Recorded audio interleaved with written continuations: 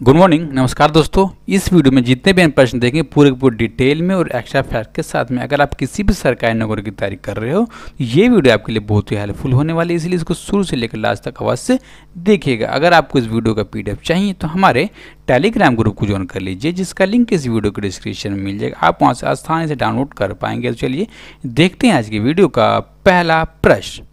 भारत में railway board के अनुसार निजी रेलगाड़ी कब तक चलाई जाएंगी? तो ये चलाए जाएंगे ऑप्शन नंबर बी यानी कि 2023 के मार्च तक भारत में जितने भी प्राइवेट ट्रेनें हैं उनको चला दिया जाएगा। अब देखिए रेलवे बोर्ड के अध्यक्ष हैं विनोद कुमार यादव, उनके अनुसार। अब देखिए दोस्तों, जो निजी रेलगाड़ियां हैं वो कौन कौन से राज्यों में चला जाएंगे? तो भारत के जितने भी पूर्वोत्तर के राज्य हैं उनको आपस में जोड़ने के लिए इन निजी रेलगाड़ियों को चलाया जाएगा। अब देखिए दोस्तों, रेलवे बोर्ड के अध्यक्ष ने कहा है कि जितने भी लोगों को टेंडर देना है दोस्तों और जितना भी समझना है, काम करना है, वो मार्च 2021 तक पूरा कर लिया जाएगा और मार्च 2023 तक ट्रेनों को चला दिया जाएगा। अब देखिए दोस्तों, अभी तक जो प्रेजेंट टाइम पर असम, त्रिपुरा और अरुणाचल प्रदेश, यानी कि दोस्तों जो असम, त्रिपुरा और अरुणाचल प्रदेश को जोड़ दिया गया ट्रेनों के हिसाब से, ठीक है। और अभी प्रेजेंट टाइम पर मणिपुर, मिजोरम, नागालैंड, मेघालय और सिक्किम, इन सारे के सारे दोस्तों जो राज्य हैं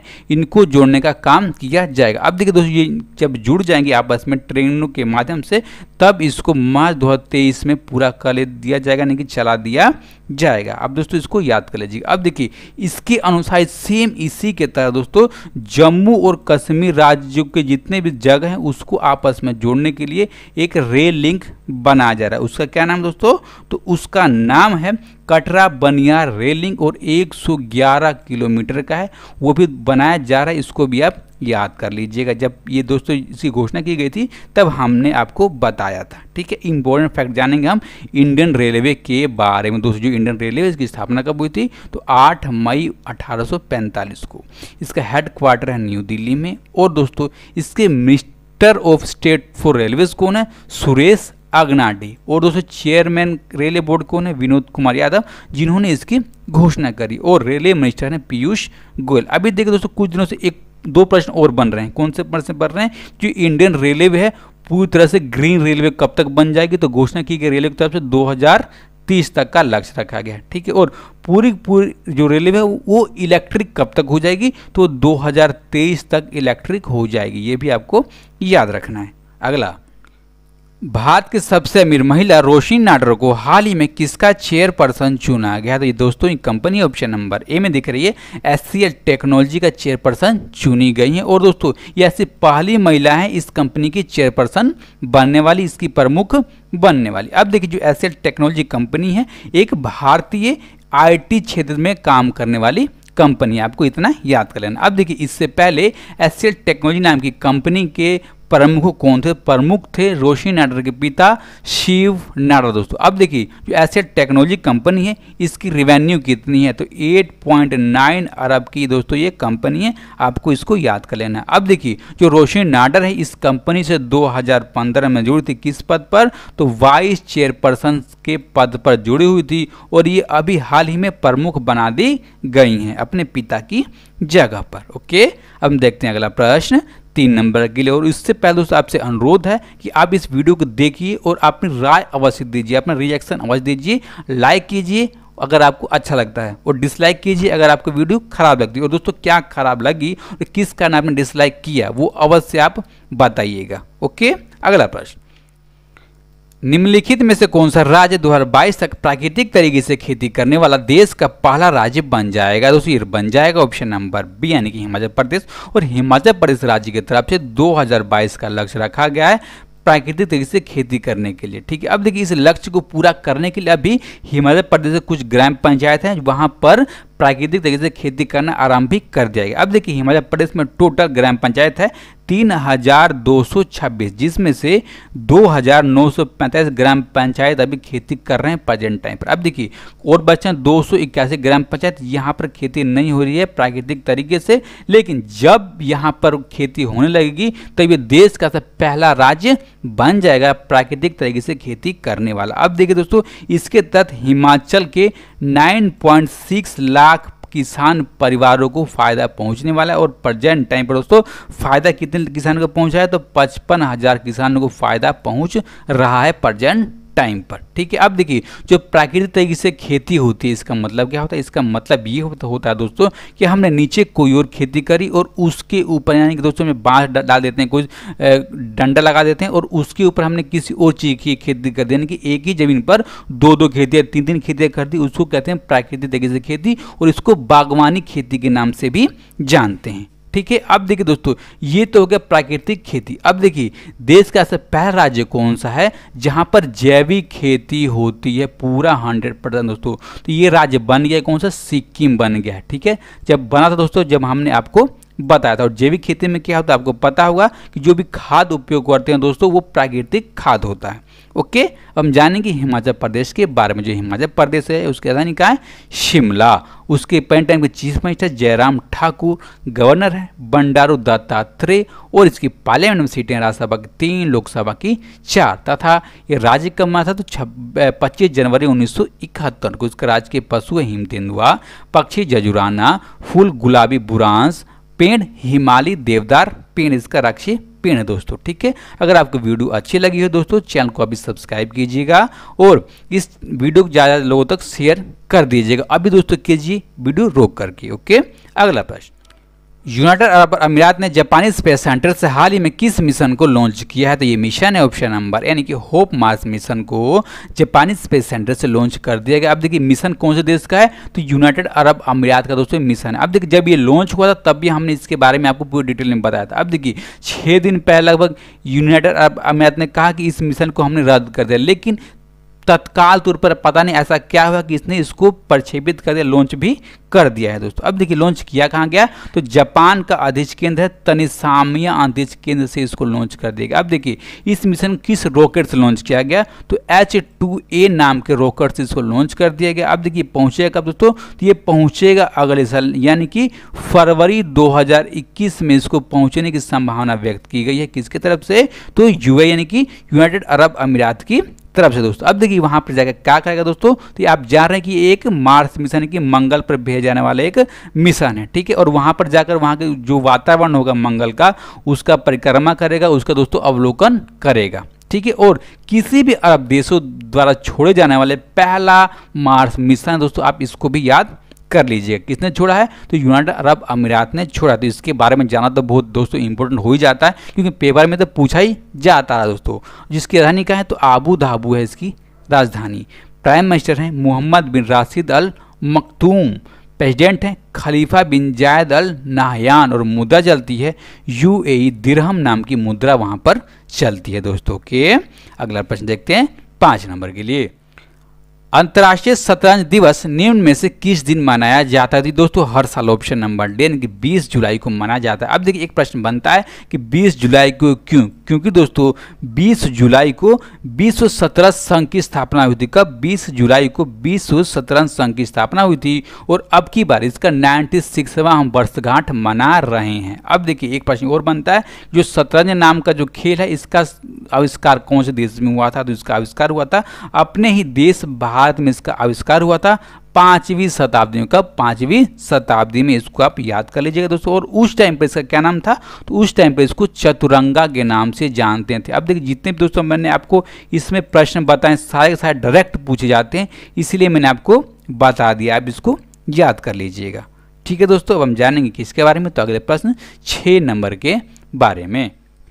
निम्नलिखित में से कौन नेल्सन मंडेला पुरस्कार 2020 के विजेता हैं, तो ऑप्शन नंबर डी यानी कि मेरियाना वर्दिनोसिस और मोरिसाना कोयते नेल्सन मंडेला पुरस्कार 2020 के विजेता हैं, जिसकी घोषणा करी संयुक्त राष्ट्र महासभा के अध्यक्ष तिजानी मोहम्मद बंदे ने। अब देखिए दोस्तों इसमें से जो मेरियाना वर्दिनोसिस हैं ये ग्रीस के रहने वाले हैं तथा मेरियाना कोयते जो हैं दोस्तों वो गिनी देश के रहने वाले हैं। आपको इतना याद करना होगा। ठीक है, अब देखिए इस पुरस्कार को कोविड-19 के संक्रमण को देखते हुए व्यक्तिगत समारोह के तौर पर यानी कि व्यक्तिगत तौर पर बुला करके दोस्तों दे दिया जाएगा। कहां पर दिया जाएगा, तो संयुक्त राष्ट्र का मुख्यालय है न्यूयॉर्क में, वहां पर इसको दिया जाएगा दोस्तों। आपको इतना याद करें। अब देखिए एक प्रश्न और बनता है, जो नेल्सन मंडेला है दोस्तों, उनका दिवस कब मनाया जाता है? तो उनका दिवस दोस्तों मनाया जाता है कब? 18 जुलाई को, कुछ दिन पहले दोस्तों आपने देखा था, आप याद कर लीजिएगा, ठीक है। अब देखिए इस पुरस्कार की स्थापना कब की गई थी, इसकी घोषणा कब की गई थी? 2014 में इसकी घोषणा की गई थी दोस्तों, और इस पुरस्कार को पहली बार दिया गया था 2015 में, और हर 5 सालों के उपलक्ष्य में दोस्तों इस पुरस्कार को दिया जाता है, यानी कि दोस्तों हर साल नहीं 5 सालों पर इस पुरस्कार को दिया जाता है, आपको याद कर लेना है दोस्तों, ठीक है।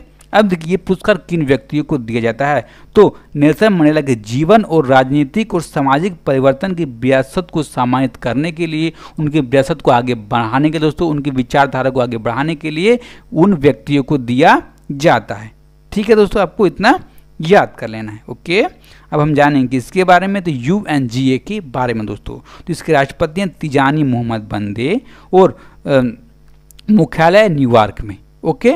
अब देखेंगे दोस्तों हम अगला प्रश्न 7 नंबर के लिए।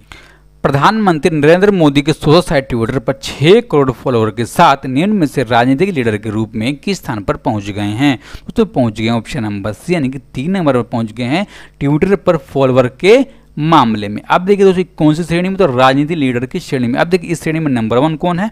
तो नंबर 1 है अमेरिका के पूर्व राष्ट्रपति रह चुके हैं बराक ओबामा, जिनके ट्विटर पर 112 मिलियन फॉलोअर, ठीक है। और देखिए नंबर 2 आता है प्रेजेंट टाइम के जो राष्ट्रपति हैं डोनाल्ड ट्रंप, उनके फॉलोअर कितने? तो 82 मिलियन। तथा 3 नंबर पे आता है हमारे नरेंद्र मोदी का नंबर, और इनके 60 मिलियन फॉलोअर हैं। और दोस्तों भारत में ऐसे व्यक्ति हैं जिनके सबसे ज़्यादा फॉलोअर हैं ट्विटर पर, आपको दोस्तों ये भी याद कराना। अब देखिए इन्होंने दोस्तों जनवरी 2009 में ट्विटर को ज्वाइन किया था, ठीक। और प्रेजेंट टाइम पर दोस्तों कितने फॉलोअर हो गए हैं? तो 60 मिलियन प्लस फॉलोअर हो गए। और दोस्तों ये कितने व्यक्ति को फॉलो करते हैं? तो 2354 व्यक्ति को ये दोस्तों प्रेजेंट टाइम पर वीडियो को रिकॉर्ड करने के टाइम तक फॉलो करते हैं, ओके। हम जानेंगे ट्विटर के बारे में दोस्तों। जो ट्विटर है इसकी स्थापना हुई थी 21 मार्च 2006 को।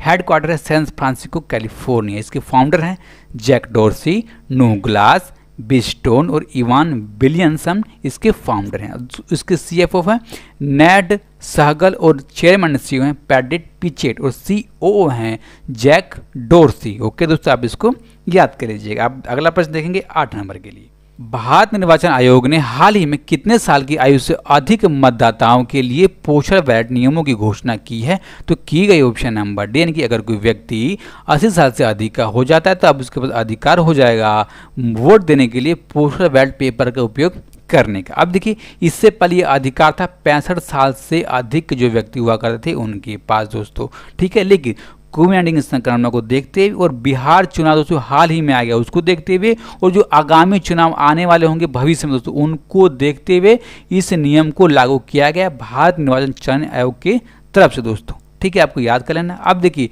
अगर बिहार में दोस्तों ये वोट हो जाता है 80+ नियम के साथ, तो ऐसा पहला राज्य बन जाएगा बिहार, जहां पर दोस्तों इस नियम को पहली बार लागू किया जाएगा, ठीक है। अब देखिए दोस्तों इसके अलावा कौन कौन से व्यक्ति होते हैं जो पोस्टल बैलेट पेपर का उपयोग कर सकते हैं? तो दोस्तों जो व्यक्ति होंगे यानी कि उनको विकलांग होना पड़ेगा, वो व्यक्ति इसका उपयोग कर सकते हैं, ठीक है। या तो उनको कोरोना वायरस का संक्रमण होना चाहिए, होम क्वारंटीन होना चाहिए, या तो दोस्तों वो सरकारी अधिकारी होने चाहिए, या तो दोस्तों वो सैनिक होना चाहिए सेना के अंतर्गत दोस्तों, ठीक है। वो उसका उपयोग कर सकते हैं वोट देने के लिए पोस्टल बैलेट पेपर का, जैसे दोस्तों पारंपरिक तरीके से होता रहा है, ठीक है। अब हम जानेंगे इलेक्शन कमीशन ऑफ इंडिया के बारे में दोस्तों। इसकी स्थापना भारत ने किस देश में अपना पहला विदेशी तेल भंडार बनाने की योजना बनाई है? दोस्तों बनाए गए ऑप्शन नंबर, यानी कि संयुक्त राज्य अमेरिका में। अब देखिए ऐसा करने की आवश्यकता पड़ क्यों गई दोस्तों? आवश्यकता इसलिए पड़ गई कि हम जानते हैं दोस्तों कि विश्व स्तर पर जो तेल की कीमतें हैं